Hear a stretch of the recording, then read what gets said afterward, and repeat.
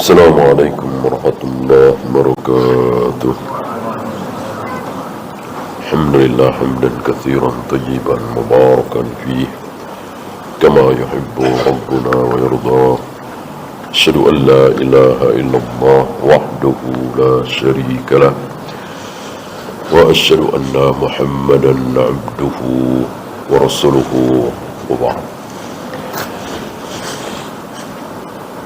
Kita melanjutkan pembahasan bahawa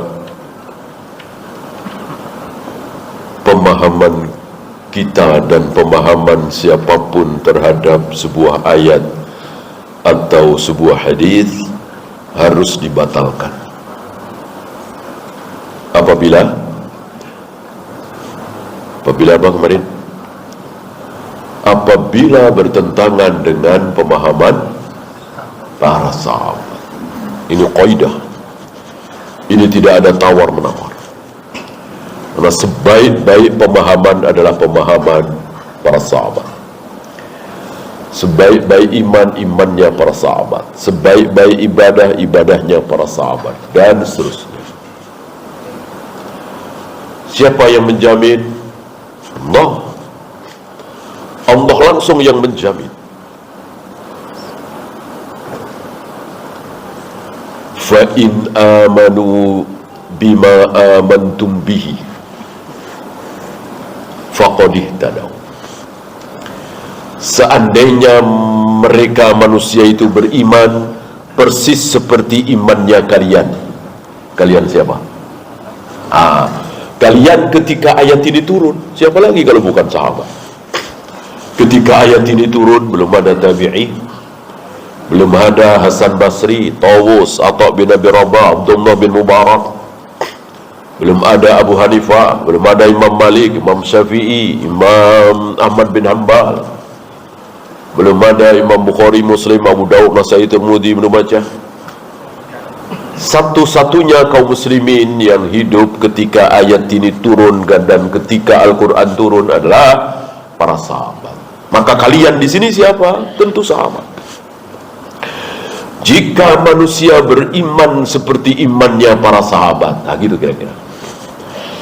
Jika kaum muslimin itu beramal seperti amal para sahabat, jika kaum muslimin bermanhaj seperti manhajnya para sahabat, berpemahaman sebagaimana pemahaman para sahabat, faqad ihtadaw, maka mereka akan mendapatkan hidayah, dapat petunjuk benar, tidak batil. Apa mafhum dari ayat ini? Tentu apa? Muwafaqah apa mukhalafah? Ya tentu mukhalafah. Dijamin sesat, dijamin batil, dijamin nggak benar. Kalau pemahaman seorang muslim beda dengan pemahaman para sahabat. Maka kajian kita adalah ayat-ayat, hadis-hadis, dalil-dalil yang dipakai oleh sebagian firqah, sebagian saudara-saudara kita, tapi dimentahkan oleh para sahabat, dibinasakan oleh para sahabat. Karena para sahabat tidak seperti itu. Contoh mudah,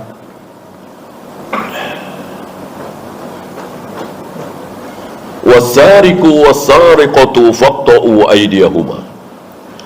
Pencuri baik laki dan perempuan, potonglah tangannya. Jelas ini ayatnya.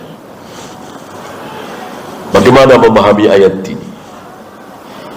Apakah seorang ayah yang anaknya ketahuan mencuri, saksi bukti jelas di atas nisab atau dia mengakui, berhakkah si ayah ini memotong tangan anaknya? Silahkan. Kalau para sahabat seperti itu. Adakah para sahabat seperti itu? Memotong tangan, merajam orang yang berzina atau mencambuk, mengkisos, itu dilakukan oleh para sahabat? Apa waliul amr?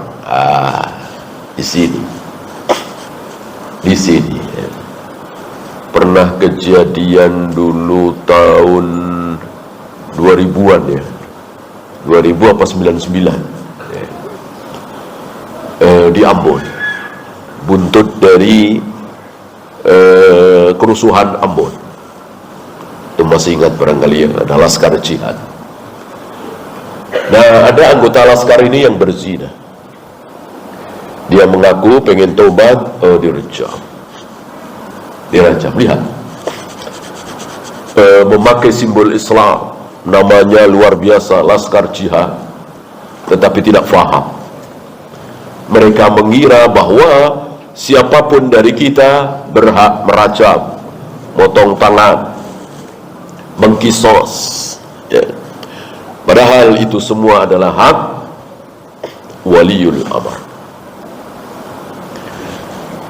Wa'iddu lahum mastata'tum min quwwatin. Persiapkanlah oleh kalian kekuatan, turhibuna bihi aduwallah wa aduwakum, untuk menakut-nakuti musuh Allah dan musuh kalian. Disuruh apa kita? Disuruh mempersiapkan kekuatan, pasukan, untuk menakut-nakuti musuh Allah dan musuh kalian. Lihat, sebagian saudara kita mengamalkan ayat ini, lalu berlatih, dipersenjatai, pakai seragam, dan seterusnya. Ya. Apa begitu para sahabat? Apa begitu para sahabat? Mereka sendiri-sendiri. Ya. Para sahabat lebih faham dari kita semua, lebih faham dari siapapun, bahwa ayat itu khusus Amirul Mukminin. Jadi yang berhak mempersiapkan angkatan perang adalah Khalifatul Islam, Amirul Mukminin. Di luar itu tidak boleh, tidak berhak. Ya. Walaupun sekedar seragam, nggak boleh. Haram dalam Islam seperti itu. Dan yang berhak membuat pasukan itu hanya Khalifatul Islam. Ya, kita ya presiden. Maka di luar presiden tidak berhak. Ormas Islam sebesar apapun tidak boleh membikin sesuatu, membikin kelompok seolah-olah angkatan perang. Walaupun tujuannya untuk memusuh-musuhi, menakut-nakuti musuh Allah, tidak boleh. Tujuan baik, cara juga harus baik. Tujuan baik, cara juga harus mengikuti sunnah. Ketika anak-anak muda Khawarij dibentak oleh Ibnu Mas'ud karena melakukan zikir berjamaah yang tidak ada contoh dari Rasul dan para sahabat, mereka mengatakan, tidak ada yang kami kehendaki kecuali kebaikan, ya Ibnu Mas'ud. Apa kata Ibnu Mas'ud? Kam min muridil khair la yusibahu. Berapa banyak orang yang menghendaki kebaikan, tapi dia tidak dapat kebaikan itu. Antum kira pendeta, pastor, biksu, apalagi tokoh-tokoh agama itu niatnya jahat? Tidak, niatnya baik, supaya diridhoi Tuhan, supaya masuk surga, supaya nanti di sana tidak disiksa di neraka atau apa namanya menurut keyakinan mereka. Niatnya bagus. Oleh karena itu rata-rata tokoh-tokoh agama kafir itu bukan pezina, bukan pemabuk, bukan penjudi, bukan pembohong, bukan penipu. Rata-rata orang baik. Dapatkah surga yang mereka inginkan? Tidak. Di mana mereka tempatnya? Di neraka selama-lamanya. Padahal niatnya baik. Ya. Maka semata-mata berniat baik tidak otomatis akan mendapatkan kebaikan.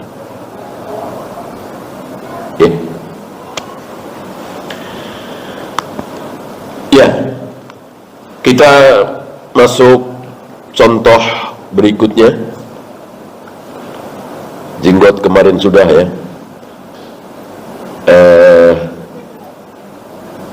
Nikop cadar kita ulang sebentar ya. Walaupun secara dalil tidak kuat, tetapi secara ro'yu luar biasa ya. Antum pernah dengar barangkali ro'yu Syekh Utsaimin, termasuk Syekh bin Bas, ketika berbicara tentang cadar.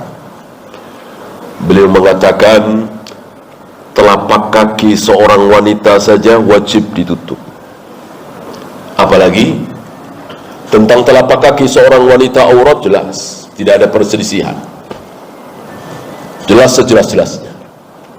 Telapak kaki seorang wanita adalah aurat, wajib ditutup. Nah, beliau mengatakan cuman telapak kaki saja wajib ditutup, apalagi wajah cantik seorang wanita, tentu lebih wajib lagi. Pendapat ini luar biasa, bagus sekali ya.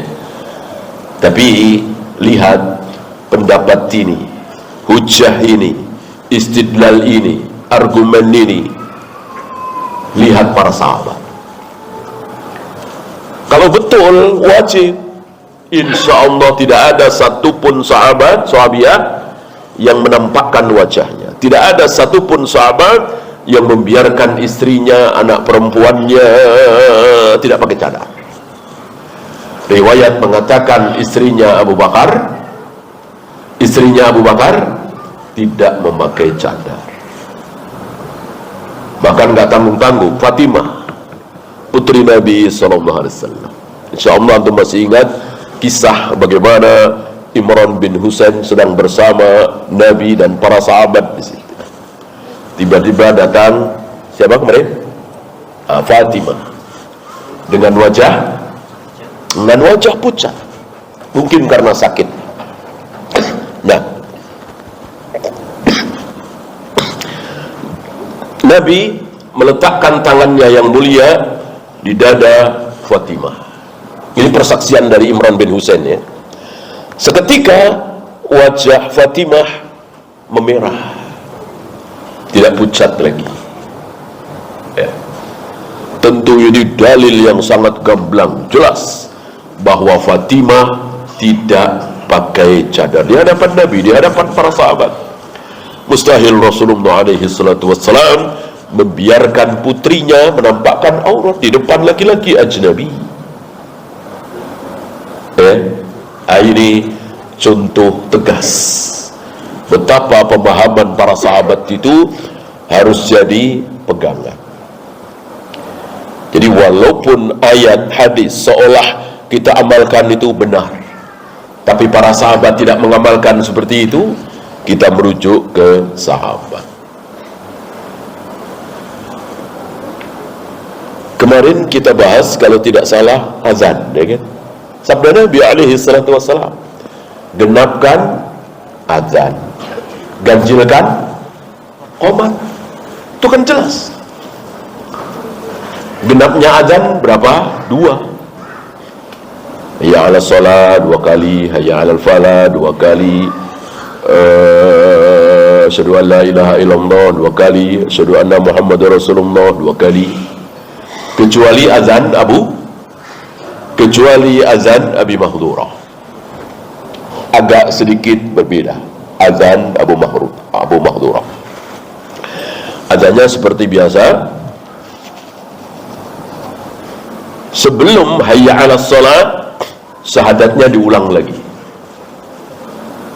Agak aneh, agak beda ya. Nah, Nabi mengatakan dengan tegas azan genap, yaitu 2-2. Hayya 'alas shalah 2 kali, hayya 'alal falah 2 kali. Qomat ganjil sekali ya. Hayya 'alas shalah sekali, hayya 'alal falah sekali ya. Nah, bagaimana Allahu Akbar, Allahu Akbar? Maka ada saudara kita yang salah paham. Saya pernah masuk masjid ya.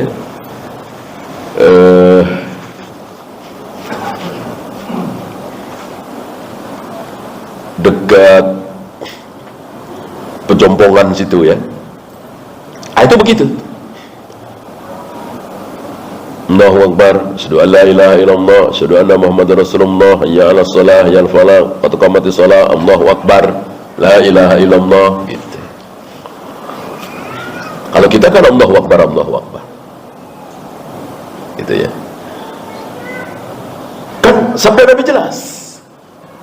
Satu Allahu Akbar, satu Allahu Akbar, Allahu Akbar, dua. Begitu mereka menghitung. Kenapa kita katakan mereka salah? Karena beda dengan pemahaman sahabat. Pemahaman dan praktek sahabat mendengar perintah Nabi, genapkan azan, ganjilkan qomat, Allahu Akbar, Allahu Akbar, oleh sahabat dihitung sekali. Allahu Akbar, Allahu Akbar, walaupun jelas dua.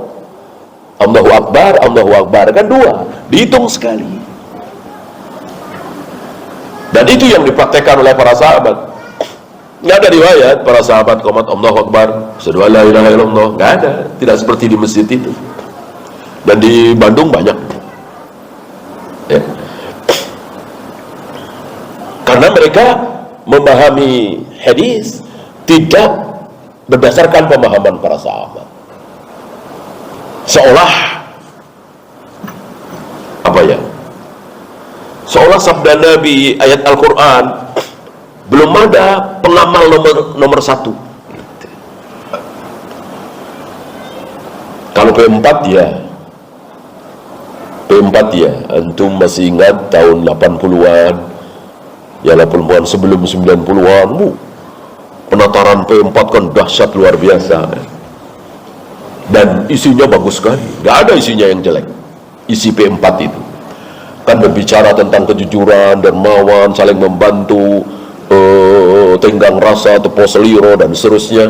Baik semua. Kan tidak bicara tentang agama, tidak bicara tentang akidah. Hancur. Berbicara tentang ini, bicara tentang alam. Bagus semua. Entah berapa miliar, berapa triliun dihabiskan untuk penataran P4 ini. Dari TK sampai perguruan tinggi, sampai dosen, sampai aparat desa. Waktu itu ayah saya menjadi aparat, ditatar juga, pernah ikut penataran P4. Tujuannya apa? Ya supaya orang Indonesia diawali dari aparatnya, pelajarnya pada jujur, pada amanah, nggak ada yang korupsi waktu. Bagus. Tujuan Pak Harto waktu itu bagus. Tapi tahun 90-an, 95-an ya. Pertanyaan, penataran P4 sukses apa gagal?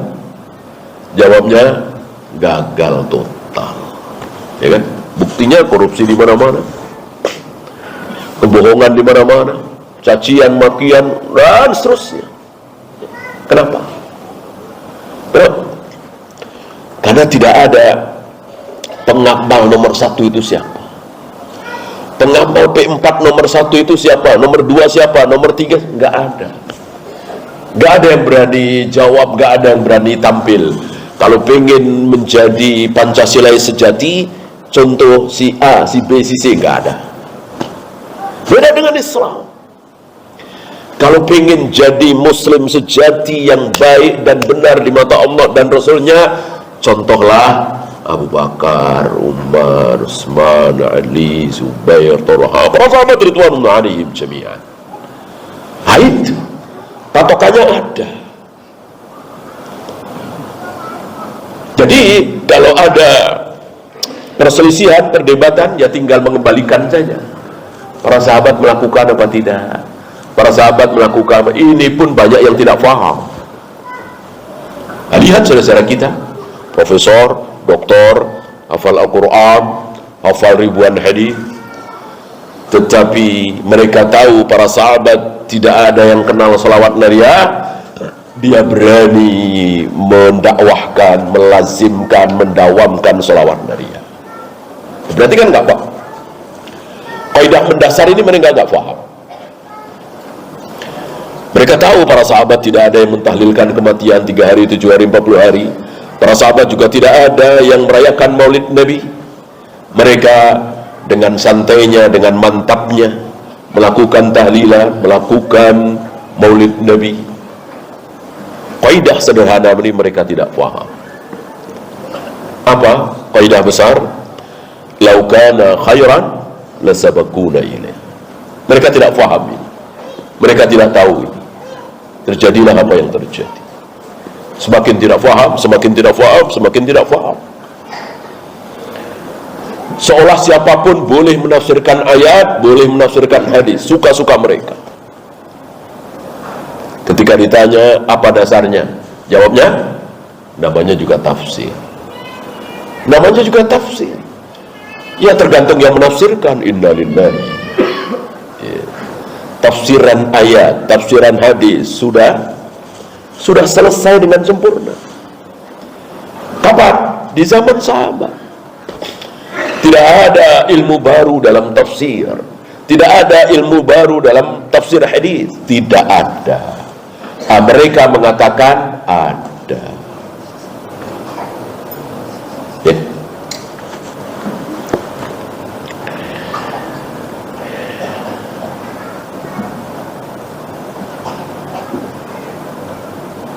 Apalagi kemarin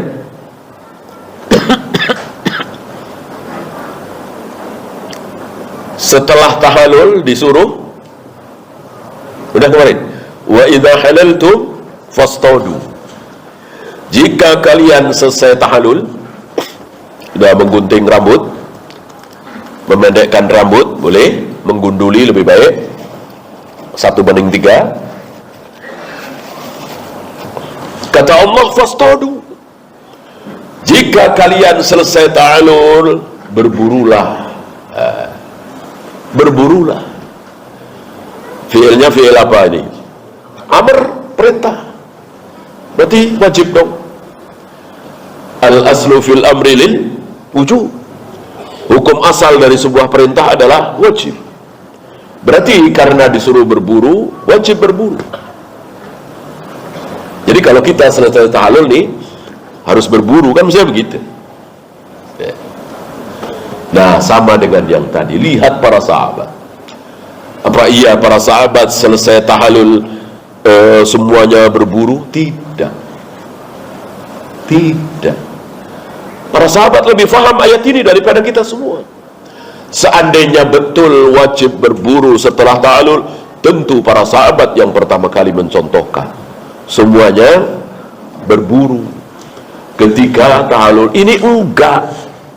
Nah, timbul pertanyaan, kenapa enggak? Padahal diperintahkan. Nah, baru muncul kaidah. Diawali dari perbuatan sahabat. Jadi jangan dikira kaidah ini karangan Abu Hanifah, karangan Imam Syafi'i, karangan para ulama. Tidak. Kaidah ini kesimpulan untuk memudahkan kita yang bukan ulama dari perbuatan para sahabat. Ketika para sahabat tidak langsung berburu setelah selesai tahallul, oh, berarti berburu itu tidak wajib. Kenapa tidak wajib padahal diperintah? Baru muncul kaidah.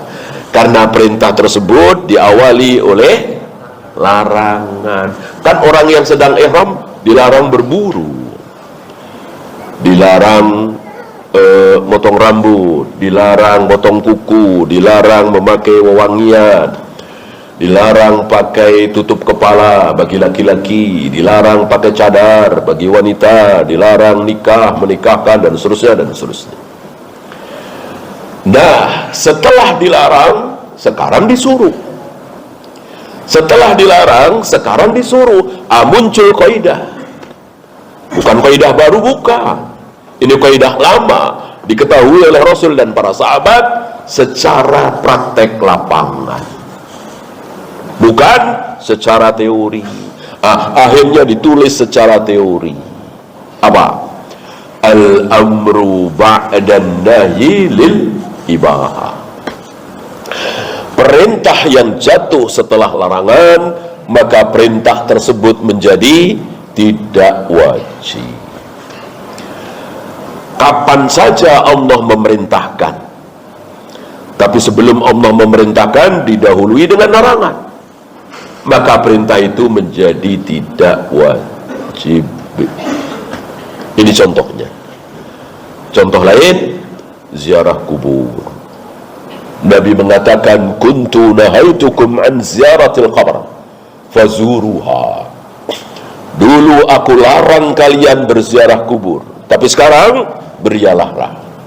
Sekarang berziarahlah. Ada perintah di sini, fazuruha. Berziarahlah kalian ziarah kubur. Tapi karena perintah ini didahului oleh larangan, maka perintah itu menjadi tidak wajib. Ya.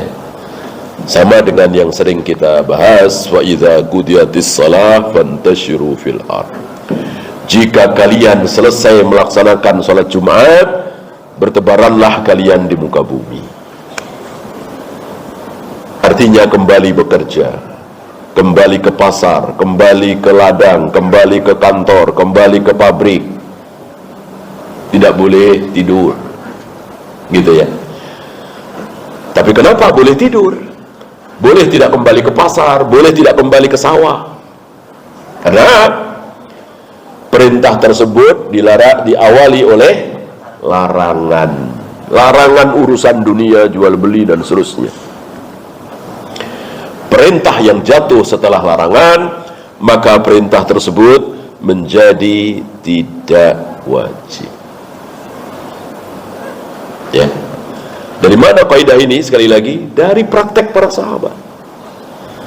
Walau mungkin para sahabat belum memasyhurkan kalimat tadi, al-amru ba'dan nahyi lil ibahah. Mungkin para sahabat tidak menghafalkan kalimat seperti itu, tapi paham.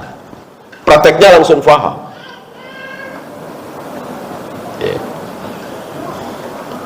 Ya, seperti bahasa kita sehari-hari lah. Seperti ilmu tajwid barangkali.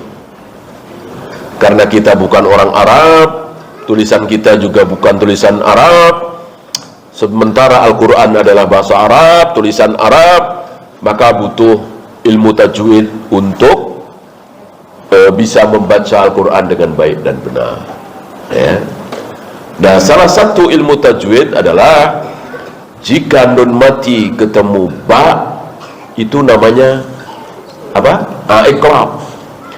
Dibacanya bukan min ba'di, tapi mim ba'di. Kira-kira Rasul dan para sahabat ngulang-ngulang kalimat itu apa enggak kira-kira? Enggak. Mungkin kata-kata iqlab itu enggak menjurus ke situ. Kalau kita dengar iqlab, oh tajwid. Rasul dan para sahabat dengan iqlab enggak ilmu tajwid. Iqlab itu terbalik gitu kan. Qolabayan qolibu. Tapi ketika Rasul dan para sahabat membaca mim ba'di, pasti mim ba'di bukan min ba'di. Walaupun secara teori Rasul dan para sahabat tidak mengulang-ulang kalimat itu. Cuman kalau ada orang mengatakan jika nun mati ketemu ba, bacanya tidak min tapi mim, ya tentu Rasul dan para sahabat paham, senyum. Ya emang begitu, gitu. Tapi tidak, ya karena saking saking praktek sehari-hari. Ya seperti di kita kalau awalan me ketemu kata dasar S, mesapu, ya seburuk-buruk kita bahasa Indonesia nggak lulus-lulus, insya Allah nggak ada dari kita yang mengatakan mesapu, ya. Itu lagi mesapu, ibu lagi mesapu, ya. Pasti menyapu karena memang udah sehari-hari, nggak perlu pakai teori. Kalau kata dasarnya pakai S, awalan me jadi S-nya hilang diganti NY, nggak perlu kan? Nggak perlu, udah sehari-hari kita seperti itu. Beda kalau huruf depannya L, larang misalnya, melarang, ya nggak berubah L-nya. Nah, kira-kira begitu. Ya. Jadi Rasul dan para sahabat itu menonjol di praktek sehari-hari, bukan menonjol di teori. Tidak seperti kita menonjol di teori. Teori, begitu ketemu praktek agak goyah. teori tauhid, belajar tauhid, tapi teori ya. Tidak ada yang bisa menyembuhkan kecuali Allah. Boleh berobat dengan obat yang masuk akal dan seterusnya, sudah belajar ya. Allah uji sakit berbulan-bulan, bahkan hampir setahun nggak sembuh-sembuh. Sudah dokter, sudah rumah sakit, sudah herbal, sudah ini ya. Dia pengen sekali sembuh, pengen ngaji lagi, pengen ke masjid lagi, pengen ketemu lagi, jalan dengan teman-temannya ya. Ada yang nawarin pengobatan alternatif gitu. Katanya cuman ditiup-tiup doang gitu, atau disuruh bawa telur, nanti penyakitnya pindah ke telur gitu. Ada dulu suruh bawa kambing, nanti penyakitnya pindah kambing. Itu udah ratusan orang, ribuan orang sembuh ya. Tergoda juga. Berarti belajar tauhidnya sekedar teori, prakteknya belum ya. Ada pengobatan yang tidak hissiyah, yang tidak masuk akal, yang apa istilah kita, bim salabim, itu ciri-ciri pengobatan yang haram. Kecuali mukjizat, doa malah boleh. Doa kan bukan pengobatan. Pengobatan itu ya dokter, ya tablet, kapsul, suntik, herbal, madu, itu pengobatan. Kalau doa, memohon kepada Allah, ya memohon kepada Allah, Allah maha pengabul doa, ya bisa apapun. Tapi ngapain mesti pakai telur, apa itu, kambing, yang nggak masuk akal. Ini kira-kira. Jadi para aimah itu menyimpulkan kepada kita agar kita mudah memahami bagaimana praktek Rasul dan para sahabat ya. Saf sudah kemarin ya.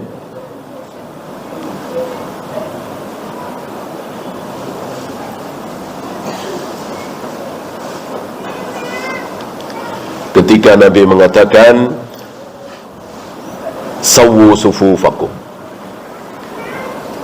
banyak dari kita yang memahami ucapan Nabi lurus rapat, yang penting tidak sejengkal, yang penting tidak 5-7 cm.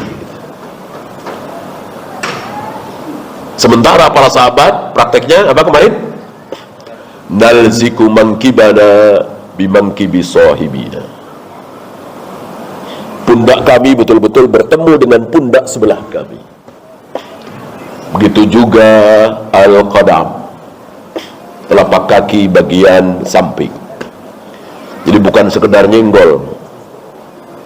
Ilzak itu betul-betul menempel gitu, bukan sekedar nyenggol ujungnya. Maka salah satu kekeliruan ikhwan kita ketika sholat adalah terlalu ngangkang. Ini sebuah kesalahan. Nggak ada riwayat bahwa kita sholat disuruh terlalu ngangkang. Nanti bahunya tidak rapat. Kalau bahu rapat, insya Allah nggak usah ngangkang, kaki akan bertemu dengan sebelahnya ya.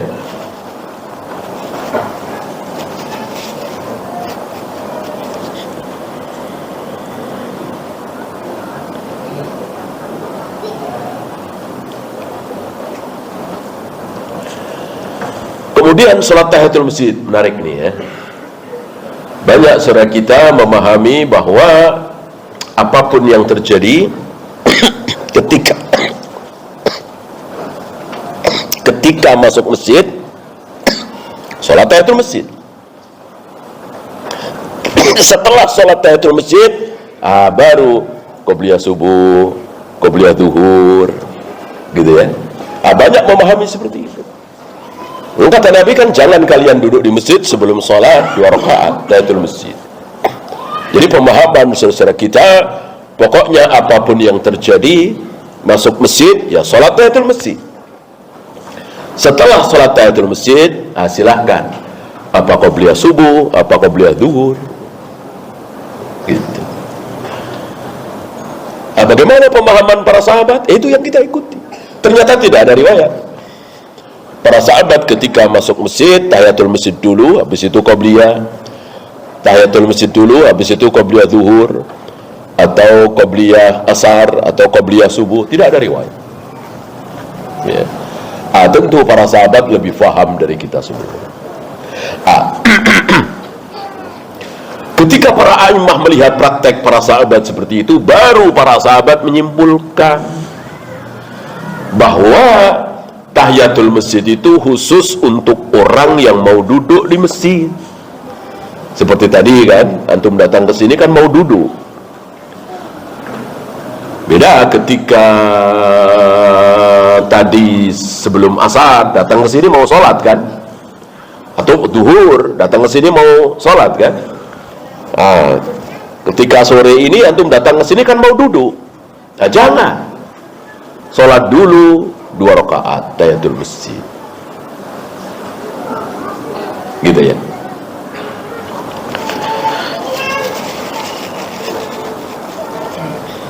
Artinya ucapan Nabi bahwa jangan duduk di masjid sebelum sholat 2 rakaat adalah sholat apapun.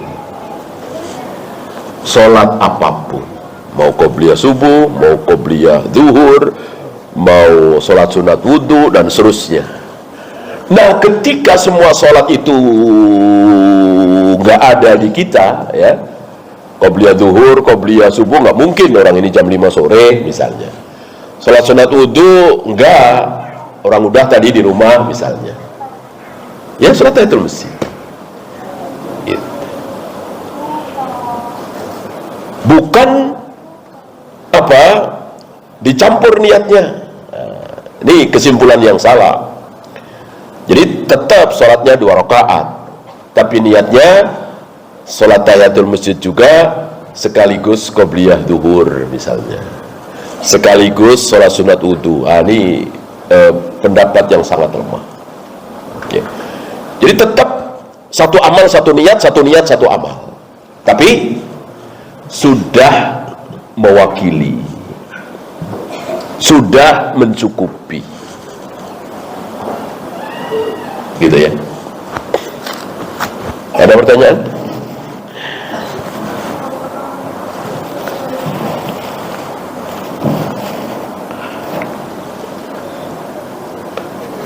Termasuk yang mulai berjamaah 2 kali dalam 1 malam, ya. Yang berani mengamalkan ibadah ini, dia harus berani menunjukkan dia sudah tahu bahwa ini perbuatan para sahabat. Ya.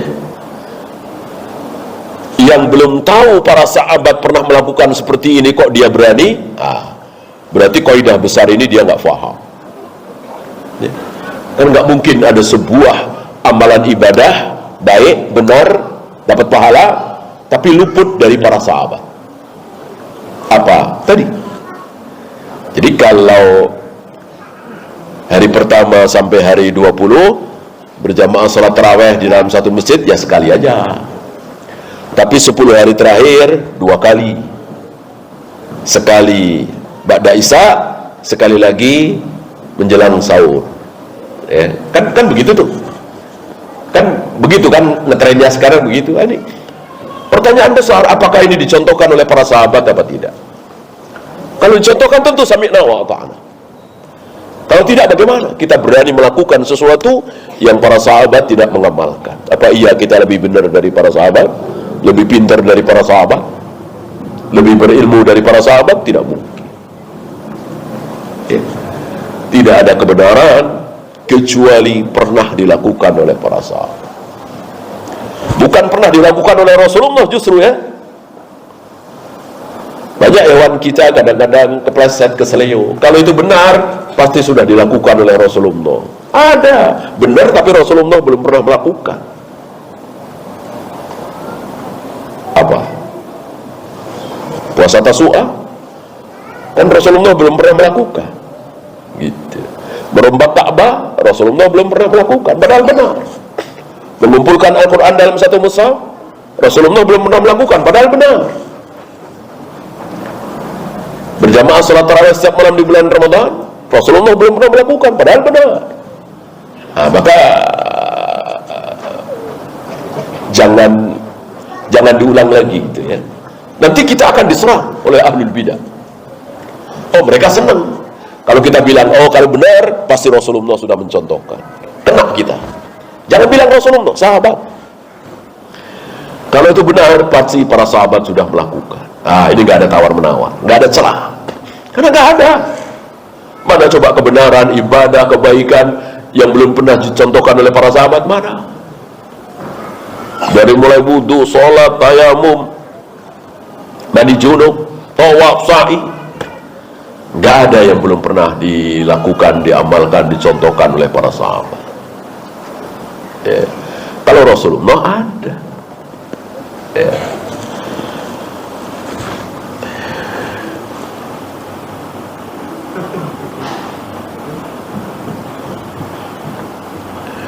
Termasuk memilih malam-malam ganjil. Ini sering dilakukan oleh sebagian kita ketika malam ganjil begitu semangat kita itikaf di masjid. Bahkan dibela-belain walaupun ada sesuatu yang lebih besar di rumah, ada ibu kita misalnya. Sebaliknya, walaupun waktu luang kalau malam genap nggak begitu semangat. Ini nggak ada. Para sahabat seperti itu nggak ada. Para sahabat sebagaimana Nabi tidak pernah milah-milah mana ganjil mana genap. Karena hitungan ganjil genap kita pasti benar apa bisa salah? Bisa salah. Bisa salah, sangat bisa. Menurut kita malam ganjil padahal genap, sangat mungkin. Maka di zaman Nabi sangat mungkin sekali. Maka mengikuti contoh Rasul dan para sahabat, jangan pilah-pilah. Ya. Kalau ada kesempatan, iktikaf. Kalau nggak ada atau ada sesuatu yang lebih besar, seperti ibu kita datang ke rumah minta ditemani, ini wajib, ini lebih besar daripada iktikaf.